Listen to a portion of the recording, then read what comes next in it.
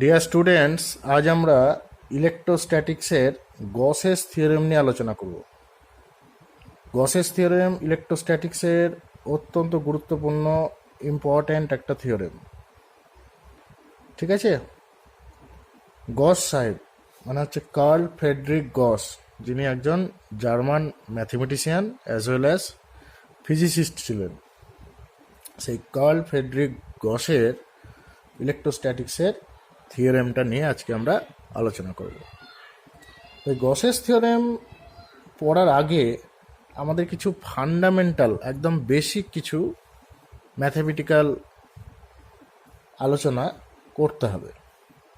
ঠিক আছে, তার আগে গসেস থিওরেমের আগে কিছু ফান্ডামেন্টাল বিষয় আমাদের একটু জেনে নিতে হবে। তো প্রথমেই আমরা আলোচনা করি সারফেস ভেক্টর। সারফেস ভেক্টর কি? দেখো, একটা ছবি এঁকেছি। এইটা একটা লিটল সারফেস, ছোট্ট একটা সারফেস, যার এরিয়া হচ্ছে ডিএস। সেই সারফেসের মাথায় একটা অ্যারো দিয়েছি, দিয়ে একে একটা ভেক্টর সেন্স দিয়েছি, দিয়ে টোটাল ভেক্টরটা কি লিখেছি? ডিএস মাথায় অ্যারো। ঠিক আছে, তো এই ভেক্টরটি তোমরা জানো, ভেক্টরের দুটি জিনিস রয়েছে, একটা মান আর একটা হচ্ছে কি অভিমুখ। তো এই ভেক্টরটির মান কি? মান হচ্ছে ক্ষেত্রফল। ঠিক আছে, এই ডিএস এর ক্ষেত্রফলটাই হচ্ছে কি ভেক্টরটির মান। তা লিখে রাখি, ভেক্টরটির মান সমান হচ্ছে ডিএস এর ক্ষেত্রফল। ঠিক আছে, আর ভেক্টরের অভিমুখ কি? অভিমুখ, ভেক্টরটির অভিমুখ হচ্ছে কি না, তো এই ক্ষেত্রফলের ওপর লম্ব। ঠিক আছে, তো লিখে ফেলি,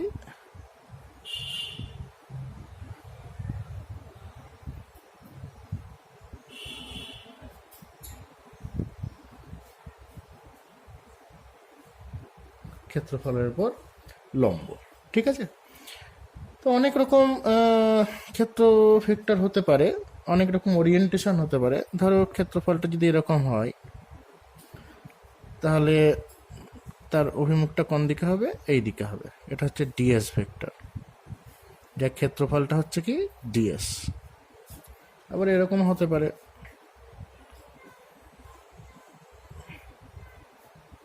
এটা হচ্ছে ডিএস ভেক্টর, যার ক্ষেত্রফলটা কি ডিএস।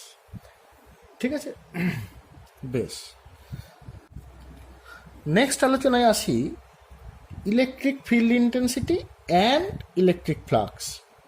ঠিক আছে, তড়িৎ ক্ষেত্র প্রাবল্য এবং তড়িৎ ফ্লাক্স। তড়িৎ ক্ষেত্র প্রাবল্য জিনিসটা তোমরা জানো। কি জানো তড়িৎ ক্ষেত্র প্রাবল্য সম্বন্ধে?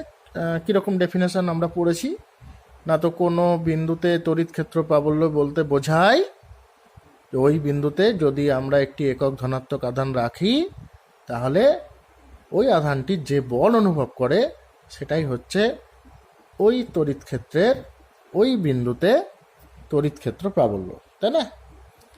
এটা তোমরা জানো। কিন্তু তড়িৎ ক্ষেত্র প্রাবল্যের অ্যানাদার ডেফিনেশন একটা দেওয়া যেতে পারে ইলেকট্রিক ফ্লাক্সের আলোকে। আর একটা সংজ্ঞা তড়িৎ ক্ষেত্র প্রাবল্যের আমরা দেব। সেটা কি?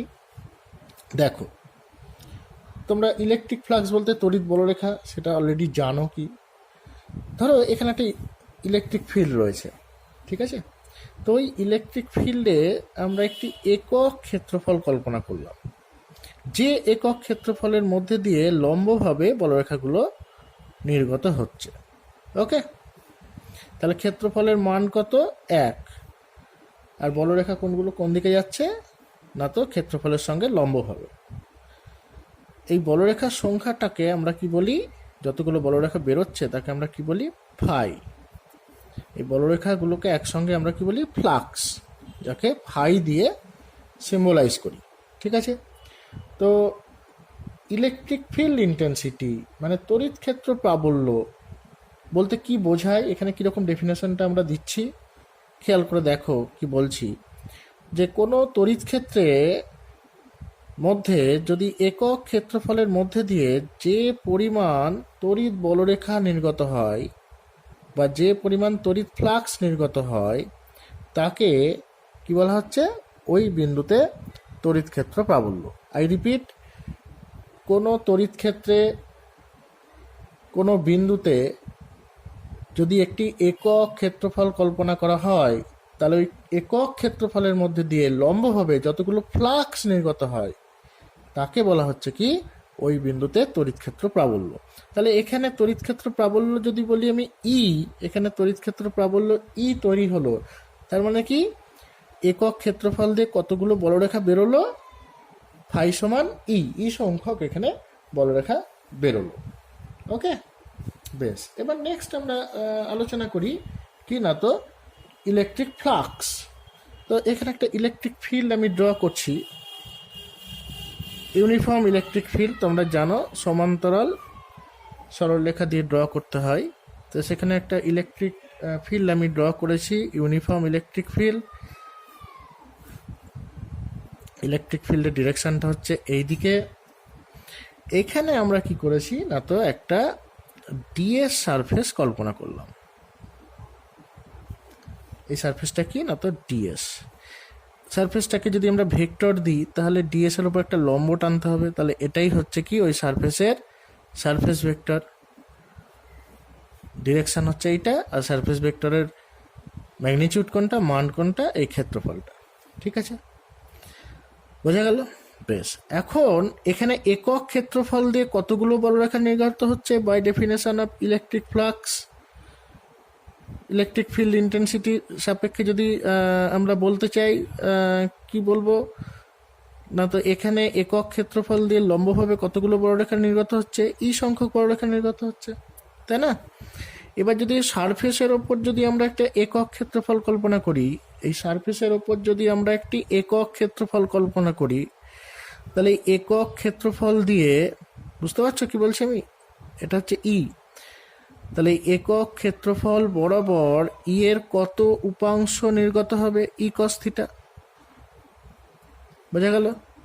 তাহলে কি বললাম, এখানে একটা ইউনিফর্ম ইলেকট্রিক ফিল্ড রয়েছে, ওই ইউনিফর্ম ইলেকট্রিক ফিল্ডে আমরা ডিএস ক্ষেত্রফল কল্পনা করেছি। ওই ডিএস ক্ষেত্রফলের সঙ্গে ইউনিফর্ম ইলেকট্রিক ফিল্ডটা লম্বভাবে নির্গত হচ্ছিল না। ডিএস ক্ষেত্রফলের অভিমুখ আর এই ইলেকট্রিক ফিল্ডের অভিমুখের মধ্যে কোণ হয়ে গেছিল থিটা।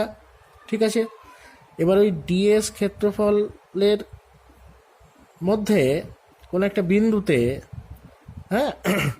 আমরা একটি একক ক্ষেত্রফল কল্পনা করলাম। এখন আমরা ই এর ডেফিনেশন অনুযায়ী জানি যে এই দিক বরাবর একক ক্ষেত্রফল দিয়ে নির্গত বড়রেখার সংখ্যা হচ্ছে ই। ওকে, তাহলে এই দিক বরাবর একক ক্ষেত্রফল দিয়ে নির্গত বড়রেখার সংখ্যা কত হবে, ই কস থিটা, কারণ ই ভেক্টর। বোঝা গেল? তাহলে এটাকে কি বলবো আমরা, ই কস থিটা। বেশ, তাহলে আমরা এটাকে রাইট ডাউন করছি, কি লিখবো না তো ডিএস অভিমুখে ফ্লাক্স,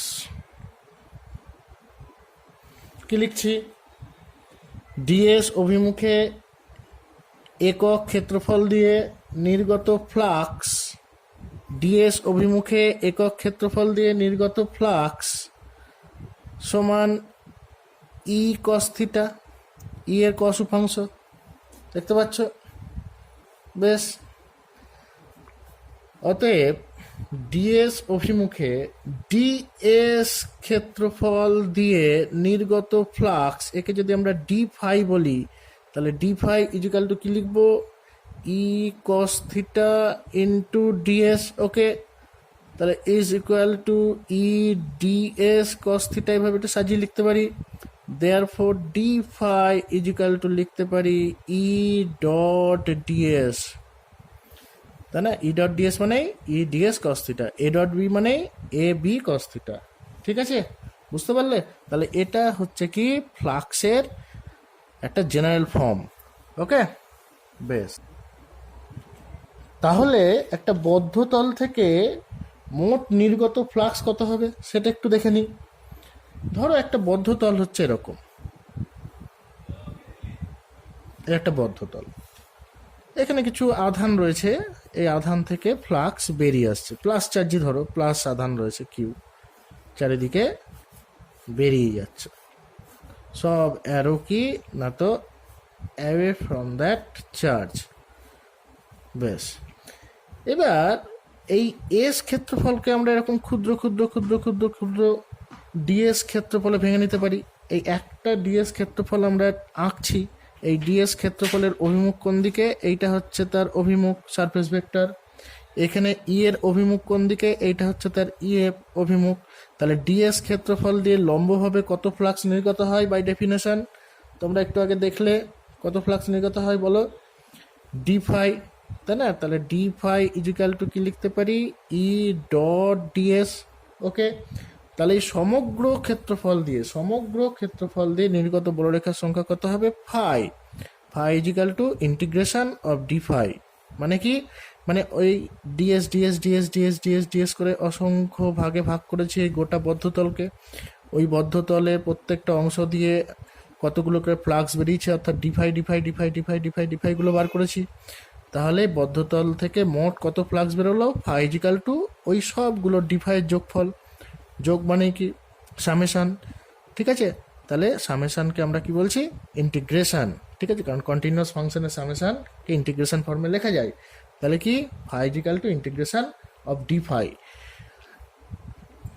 কতটা ইন্টিগ্রেশন করেছি, সমগ্র বদ্ধতল ব্যাপী, তাই না? তাহলে এর একটা লিমিট আছে, অসীম দূরত্ব পর্যন্ত বা অসীম তোমার সারফেস পর্যন্ত আমরা ইন্টিগ্রেশন করছি না, তাই না? আমরা এই সমগ্র বদ্ধতল ব্যাপী ইন্টিগ্রেশনটা সীমাবদ্ধ রাখছি। কাজে এর লিমিট বসবে কি না তো এস। ওকে, বেশ, বদ্ধতলটা কীরকম, ক্লোজ, তাই না? ক্লোজ মানে কি, সে কিছু আয়তনকে কন্টেন করে রাখে, তাহলে এটা ক্লোজ সারফেস, সেই জন্য ক্লোজ সাইন দিলাম। এটা এটা এটা এই সাইনটার নাম কি, ক্লোজ। তাহলে phi equal to close surface integral over the surface S D phi. Phi equal to close close, এই যে close sign, surface integral over the surface S D phi is equal to কি লিখবো, close surface integral over the surface S D phi মান কি, ই dot DS. ওকে, এই চেহারাগুলো আমাদের মনে রাখতে হবে। ঠিক আছে, চেহারা দেখেই যেন ফট করে আমরা সব চিনে ফেলতে পারি। নেক্সট আলোচনায় আসি সলিড অ্যাঙ্গেল। ওকে, তো সলিড অ্যাঙ্গেল আলোচনা করার আগে আমরা প্লেন অ্যাঙ্গেল সম্বন্ধে কি বুঝি সেটা একবার দেখে নিই, এবং প্লেন অ্যাঙ্গেলের সঙ্গে তুলনামূলকভাবে আলোচনা করেই আমরা কি করব না তো সলিড অ্যাঙ্গেলের আলোচনা করব। প্লেন অ্যাঙ্গেল কি, ধরো এটা একটা সার্কেল,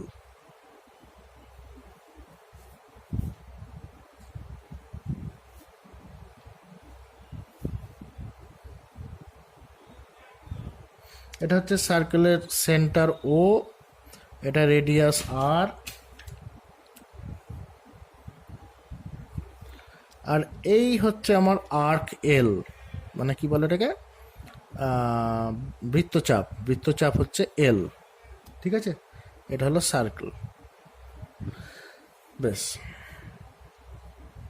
এই কেন্দ্রে কত কোণ উৎপন্ন হলো, থিটা ইন রেডিয়ান এককে। তাহলে আমরা কি বলতে পারি, থিটা ইজিক্যাল টু কি বলতে পারি, চাপ বাই ব্যাসার্ধ। চাপ মানে কি, এল বাই আর। কিসে মাপছি আমরা, ইন রেডিয়ান, র্যাডে মাপছি। ঠিক আছে, বুঝতে পারছো? তাহলে এই এলটা যদি আরেকটু বড় হতো, এত দূর চলে গেলে আমি কতটা কোণ পেতাম, পাই বাই 2। এতটা চলে গেলে কতটা কোণ পেতাম, পাই। এতটা চলে গেলে কতটা কোণ পেতাম, গোটা কমপ্লিট হয়ে গেলে কতটা কোণ পেতাম, 2 পাই, তাই না? তাহলে total plane angle around O লিখি, total plane angle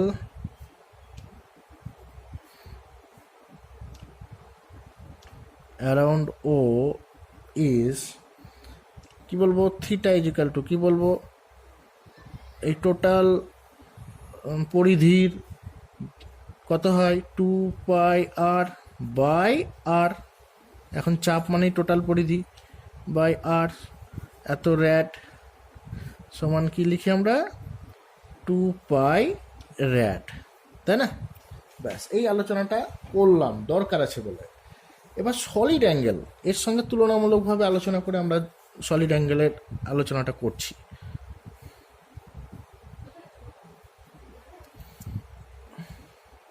solid angle আমরা কি আঁকছি? একটা স্ফিয়ার আঁকছি, একটা গোলক আঁকছি, গোলক সলিড, ঠিক আছে? বুঝতে পারছো? এটা একটা কি না তো স্ফিয়ার। বেশ, এটা হচ্ছে তার সেন্টার ও, এই হচ্ছে তার ব্যাসার্ধ আর। এই স্ফিয়ারের ওপরে একটা ক্ষুদ্র সারফেস আমরা নিলাম এস।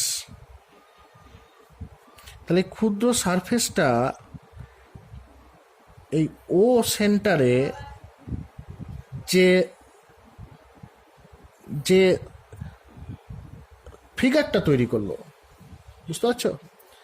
এস সারফেসটা ও সেন্টারে যে একটা বিশেষ আকৃতি তৈরি করলো তাকে আমরা বলছি কি সলিড অ্যাঙ্গেল। এই যে এটা কেমন দেখতে? একটা কোণের মতো দেখতে, কোণ মানে শঙ্কুর মতো দেখতে, তাই না? এটা হলো শঙ্কু আকৃতির।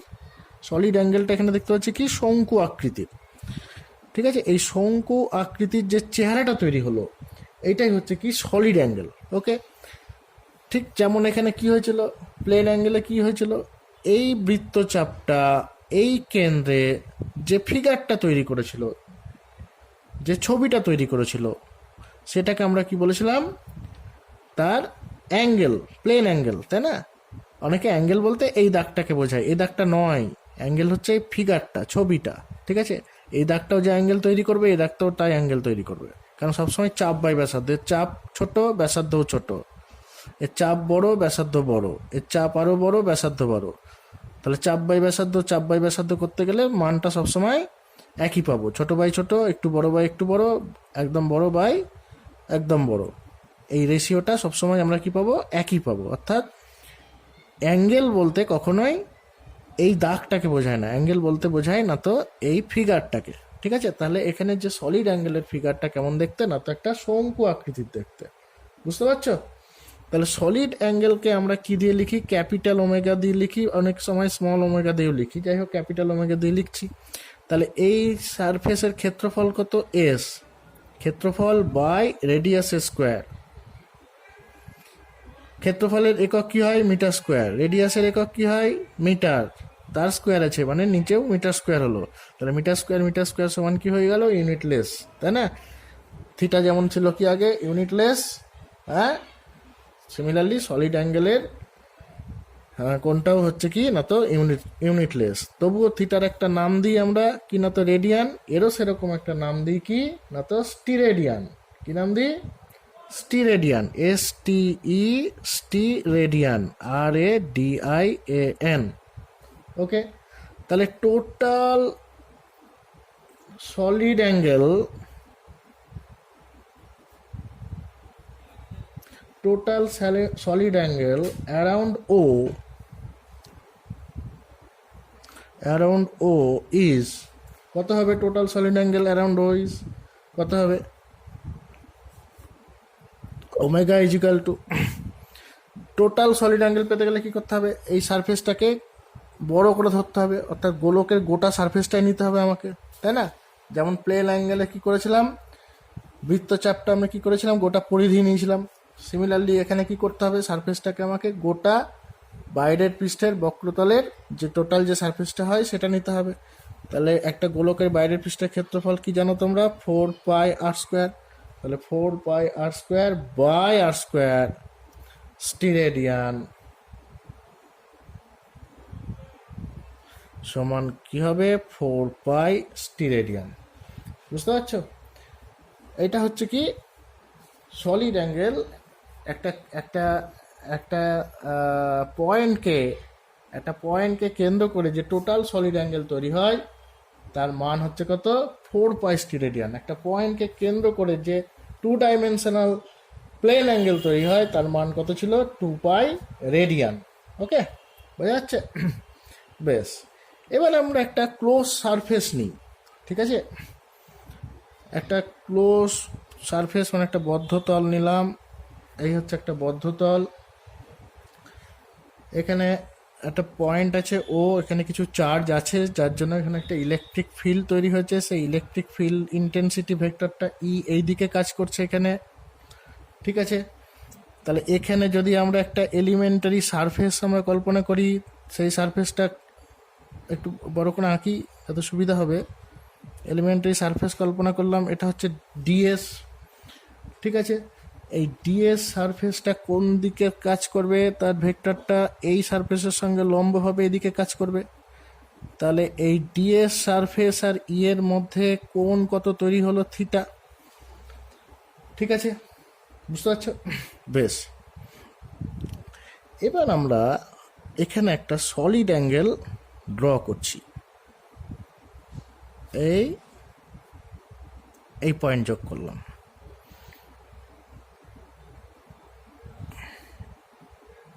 বেশ।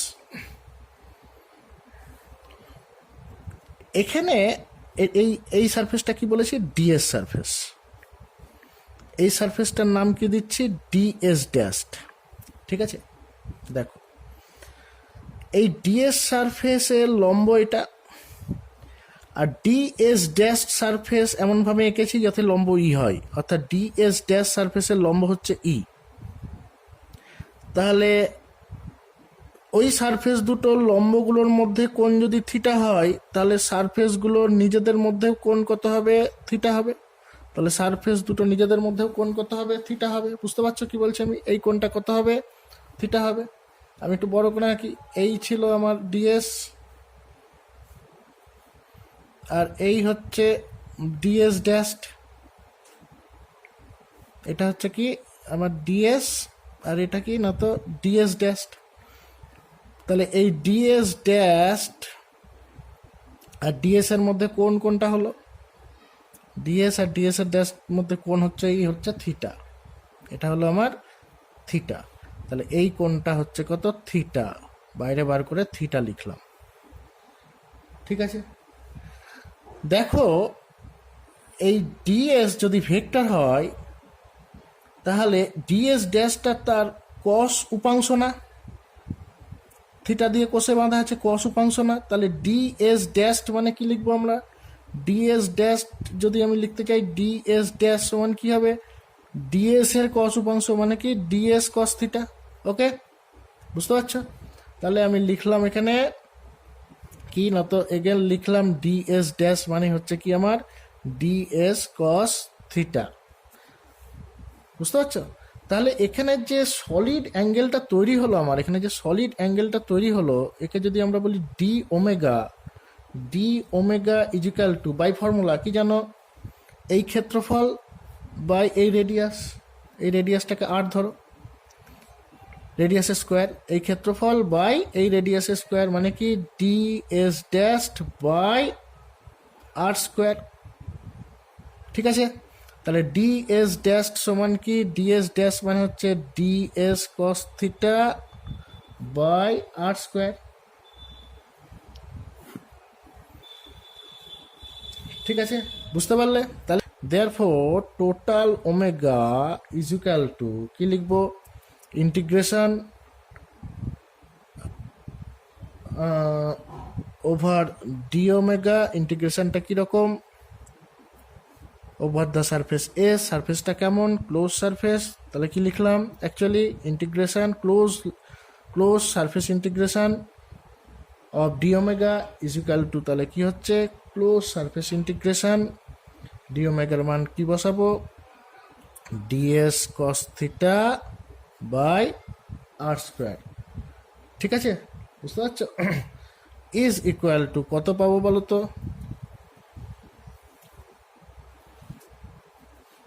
এরকম করে DS DS DS DS DS DS করে যদি ভাগ করে নিতাম, তাহলে আমরা কত পেতাম, টোটাল অ্যাঙ্গেলটা কত হতো, 4 পাই। তাহলে ইজ ইকুয়াল টু আমরা কি পাবো, 4 পাই। ক্লিয়ার? তো ফাইনালি আমরা গসেস থিওরেম নিয়ে আলোচনা শুরু করি। গসেস থিওরেম স্টেটমেন্ট আগে বলছি, স্টেটমেন্ট কোনো বদ্ধ তলের মধ্য দিয়ে অতিক্রান্ত মোট তড়িৎ ফ্লাক্স ওই তলের অভ্যন্তরে অবস্থিত মোট তড়িতাধানের 1/ε গুণ।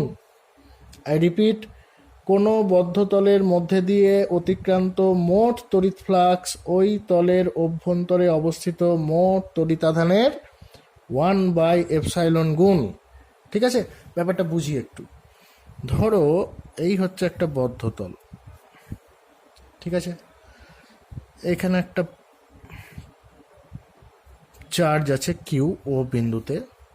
তো এই চার্জ থেকে বিভিন্ন দিকে ইলেকট্রিক লাইন্স অফ ফোর্স তড়িৎ বলরেখা নির্গত হচ্ছে। আমি একটা আঁকলাম ই ঠিক সারফেসের যে জায়গাতে টাচ করে গেল সেখানে আমরা একটা এলিমেন্টারি সারফেস ডিএস কল্পনা করলাম। ডিএসটার ডিরেকশান হচ্ছে এই তলের সঙ্গে লম্ব, এটা হচ্ছে ডিএস। ই আর ডিএস একই দিকে না হয় তারা একটা কোণ তৈরি করেছে থিটা। ঠিক আছে, ডিএসটা ও বিন্দুতে একটা সলিড অ্যাঙ্গেলও তৈরি করেছে, এটা হচ্ছে তার সলিড অ্যাঙ্গেল।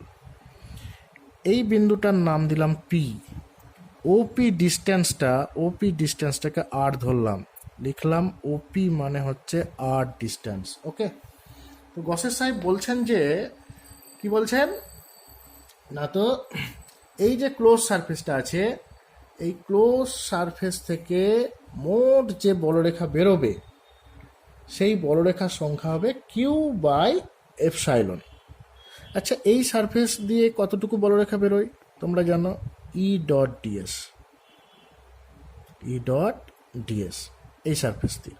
ঠিক আছে, তাহলে এরকম যদি এই গোটা সারফেস, এটা হচ্ছে এস হচ্ছে কি না, তো ক্লোজ সারফেস, একটা বদ্ধ তল, একটা আয়তনকে কন্টেন করে আছে। তাহলে এই এস সারফেসকে যদি আমরা ক্ষুদ্র ক্ষুদ্র ক্ষুদ্র ক্ষুদ্র ডিএস সারফেসে ভেঙে নিতাম এবং প্রত্যেকটা থেকে তাহলে কি পরিমাণ বলরেখা নির্গত হতো, E.ds এরকম বলরেখা নির্গত হতো, তাই না? তাদের পরিমাণ আলাদা আলাদা হতো অবশ্যই, কোনো জায়গায় ই বেশি হতো, কোনো জায়গায় ই কম হতো, ই এবং ডিএস এর মধ্যে কোণ আলাদা আলাদা হতো, অর্থাৎ E.ds এর মানগুলো আলাদা আলাদা হতো কিন্তু কন্টিনিউয়াস হতো। ওকে, তাহলে কি বলছি না, তো এরকম এই ক্লোজ সারফেসটাকে আমরা কি করলাম, ডিএস ক্ষুদ্র অংশে ভেঙে নিলাম এবং প্রত্যেকটার জন্য আমরা কি পাবো না, তো ওই ডিএস অংশ থেকে, ওই পার্টিকুলার প্রত্যেকটি ডিএস অংশ থেকে কি পরিমাণ বলরেখা নির্গত হয় সেটা আমরা এই ফর্মুলা থেকে পাবো, E.ds। এগুলো আমরা আগে আলোচনা করে ফেলেছি অলরেডি, তাই না? বেশ, তাহলে গোটা সারফেস থেকে মোট কত বলরেখা নির্গত হবে, তাহলে ওই E.ds গুলোর যোগফল মানে কি, সামেশন মানে এখানে কি বলবো, যেহেতু এটা কন্টিনিউয়াস ফাংশন সুতরাং এর ইন্টিগ্রেশন করা যাবে, কাজে ইন্টিগ্রেশন অফ E.ds, ইন্টিগ্রেশনটা কার ওপর চাপাচ্ছি, over the close surface S. তাহলে over the close surface S, তাহলে এই ক্লোজ সারফেস দিয়ে মোট কতগুলো বলরেখা নির্গত হলো, কি লিখলাম, close surface integral over the surface S E.ds, এতগুলো বলরেখা নির্গত হলো।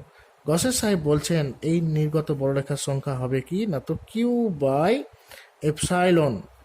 ঠিক আছে, এর সঙ্গে সমান হবে এপসাইলন। কি এপসাইলন হচ্ছে এখানে যে মাধ্যম আছে সেই মাধ্যমের permittivity.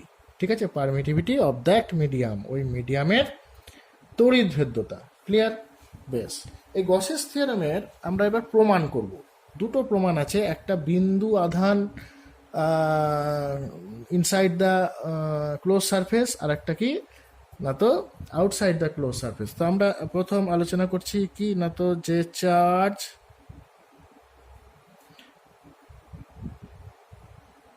Inside the closed surface. ঠিক আছে, এই প্রমাণটা করি আমরা, অর্থাৎ আধান অলরেডি আমি এঁকেছি, আধান ইনসাইডে করেই এঁকেছি এই ক্লোজ সারফেসে।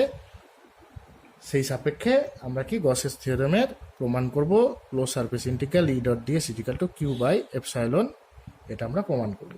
শূন্য মাধ্যম হলে ε0 হতো। ঠিক আছে, কুলম্বের সূত্র থেকে কি পাই আমরা, দেখো, প্লাস কিউ আধানের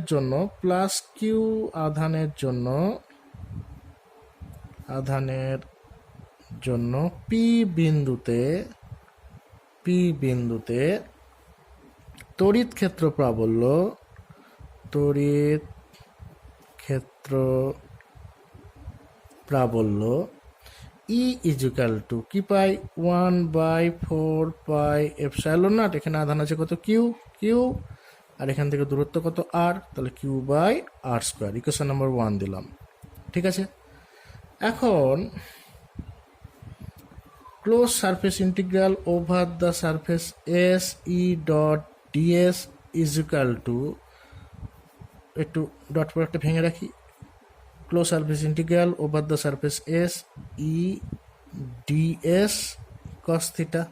ঠিক আছে, base is equal to close surface integral over the surface S E এর মান কি 1/4πε0 Q/r² DS cos theta. Okay, equal to constant যেগুলো সেগুলো বাইরে বার করো। কিউ কনস্ট্যান্ট, কিউ চেঞ্জ হবে না, আধান যেটা ঢুকে আছে সেটা কখনোই কম বেশি হবে না। কিউকে বাইরে বার করে দিলাম। 4πε0 না, এটা এপসাইলন হবে। 4π শূন্য মাধ্যম না, যে কোনো মাধ্যমের ক্ষেত্রে ধরছি। 4πε হলো, এটা বাইরে বেরিয়ে এলো, উপরেও তাই, এপসাইলন নটটা কাটলাম। আচ্ছা,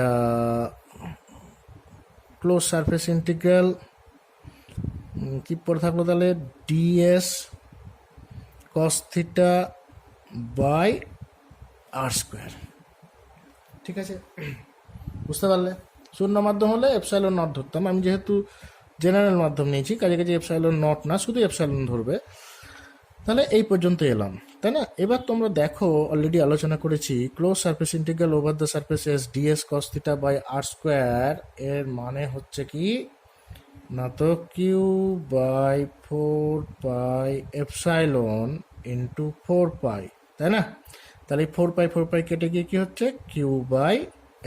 তাহলে আলটিমেটলি ফর্ম কি পেলাম, close surface integral over the surface S E dot DS equal to Q/ε। ঠিক আছে, এটাই হচ্ছে গসেস থিওরামের প্রমাণ যখন charge inside the close surface. তাহলে গসেস থিওরামের যে সেকেন্ড প্রমাণটা, অর্থাৎ charge outside the close surface, সেটা নিয়ে আবার একটু আমরা আলোচনা করি। ঠিক আছে, দেখো এই হচ্ছে আমাদের বদ্ধতল, ক্লিয়ার? বেশ, বদ্ধতলের বাইরে চার্জ আছে কিউ, ও বিন্দুতে প্লাস কিউ চার্জ আছে। তাহলে এখান থেকে বড় রেখা বেরোবে, তাই না? এই বেরিয়ে যাচ্ছে বড় রেখাগুলো। ঠিক আছে, একটা আঁকি, এটা হচ্ছে ই। এখানে একটা এলিমেন্টারি সারফেস কল্পনা করলাম, এর নাম দিলাম DS1 সারফেস ভেক্টর।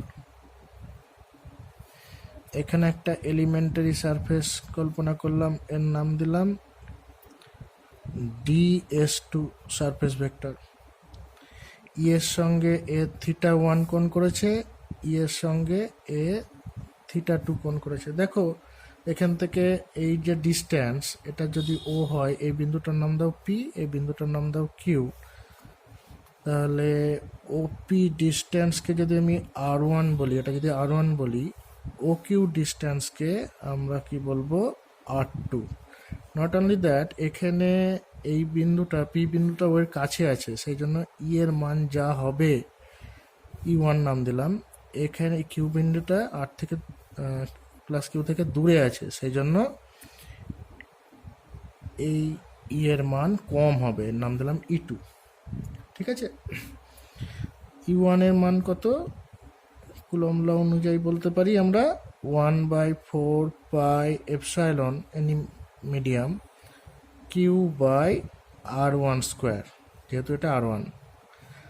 আর E2 সমান কি বলতে পারি, ইজিক্যাল টু 1/4πε Q/r2²। ক্লিয়ার? বেশ, তাহলে দেখো ব্যাপারটা কি, ব্যাপারটা হচ্ছে গসেস থিওরেমের যে স্টেটমেন্টটা তোমরা পড়েছো, তার ম্যাথমেটিক্যাল এক্সপ্রেশন হচ্ছে close surface integral E dot DS equal to হবে কিউ বাই এপসাইলন। ঠিক আছে, এখন কিউটা কি না, তো সারফেসের মধ্যে আধান, সারফেসের মধ্যে আধানের পরিমাণ হচ্ছে কিউ। এখন তো আধানটা সারফেসের বাইরে, তো সারফেসের মধ্যে কোনো আধান আছে নেই, তাহলে সারফেসের মধ্যে আধানের পরিমাণ কত, 0।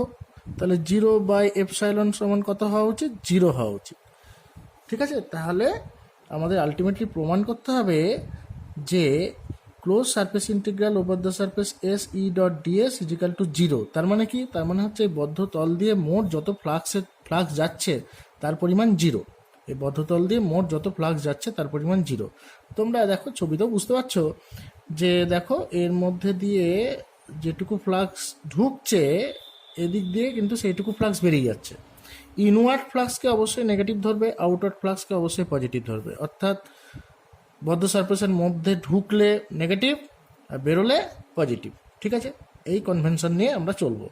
তাহলে দেখো অলরেডি ছবিতে তোমরা বুঝতেই পারছো যে পরিমাণ ফ্লাক্স ঢুকেছে, 3টে ফ্লাক্স যদি ঢোকে তাহলে 3টে ফ্লাক্স কিন্তু এদিক দিয়ে বেরিয়েও যাচ্ছে। কাজে কাছে এখান থেকে নেট কত বেরোচ্ছে, 0। ঠিক আছে, -10 + 10 = 0। ওকে, এটা আমাদের প্রমাণ করতে হবে। তাহলে এখানে যে পরিমাণ ফ্লাক্স ঢুকছে তাকে আমরা যদি বলি φ1, আর এখানে যে পরিমাণ ফ্লাক্স বেরোচ্ছে তাকে যদি আমরা বলি φ2, তাহলে টোটাল ফ্লাক্স, বুঝতে পারছো, total flux phi equal to কি বলতে পারি আমরা, φ1 + φ2। Okay, total flux phi equal to φ1 + φ2। বেশ, ফাই ইজিক্যাল টু কি, মাইনাস, কারণ এটা inward flux, minus close surface integral over the surface S E, এখানে ই বলতে E1, এই যে এখানকার ই মানে E1 ডট DS1 প্লাস, এবার কি আউটার ফ্লাক্স মানে φ2টা plus close surface integral over the surface S, কি লিখবো, E2, কারণ কি এখানে ক্ষেত্র প্রাবল্য কত আমার, E2 dot DS.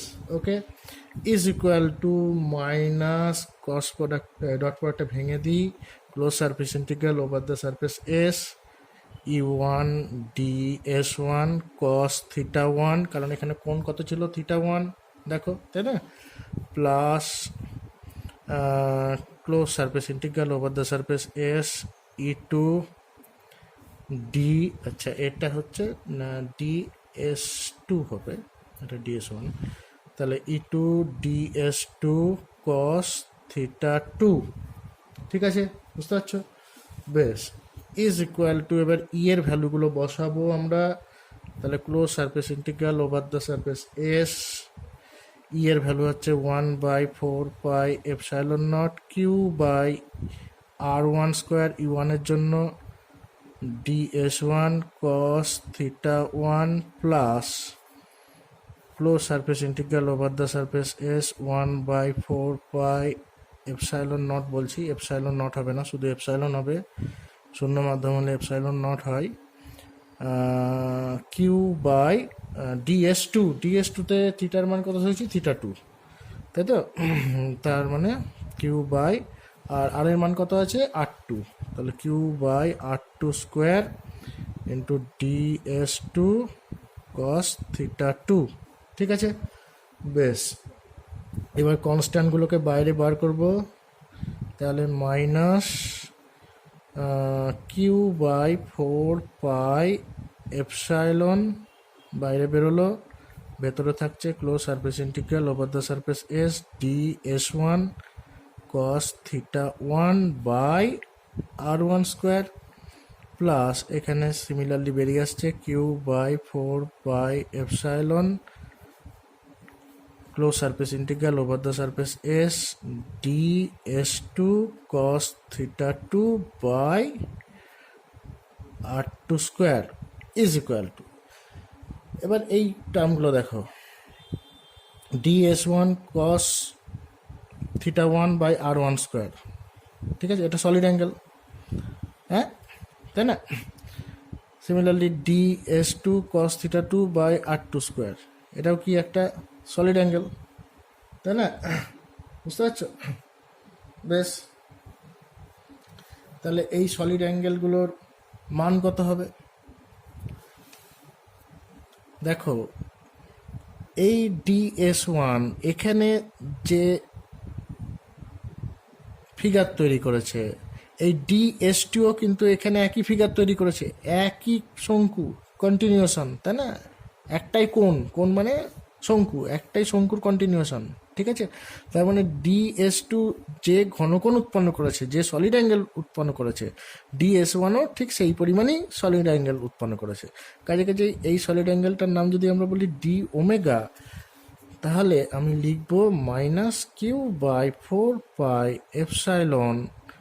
Close surface integral over the surface S D omega plus q/4πε close surface integral over the surface S D omega. কারণ এই দুটো ডি ওমেগায় একই পরিমাণ সলিড অ্যাঙ্গেল তৈরি করবে, DS1 as well as DS2। এখানে কোনো confusion নেই তো? DS2 যে পরিমাণ সলিড অ্যাঙ্গেল তৈরি করবে, DS1ও ঠিক সেই পরিমাণ সলিড অ্যাঙ্গেলই এখানে তৈরি করছে। এর ক্ষেত্রফল বেশি বাই এই R2 স্কোয়ার, এটাও বেশি। এর ক্ষেত্রফল কম বাই R1 স্কোয়ার, R1 স্কোয়ারটা কম, কম বাই কম সমান হয়ে গেছে কি বেশি বাই বেশি, ঠিক আছে? রেশিওটাও সমান থাকবে। ওকে, তাহলে ইজ ইকুয়াল টু, তোমরা দেখতেই পাচ্ছ এই ভ্যালুটার কথা হচ্ছে 0। কাজে কাজেই চার্জ আউটসাইড দ্য ক্লোজ সারফেসের ক্ষেত্রে আমরা গসেস থিওরেম প্রমাণ করতে পারলাম, ঠিক আছে? তাহলে বুঝতে পারলে তো?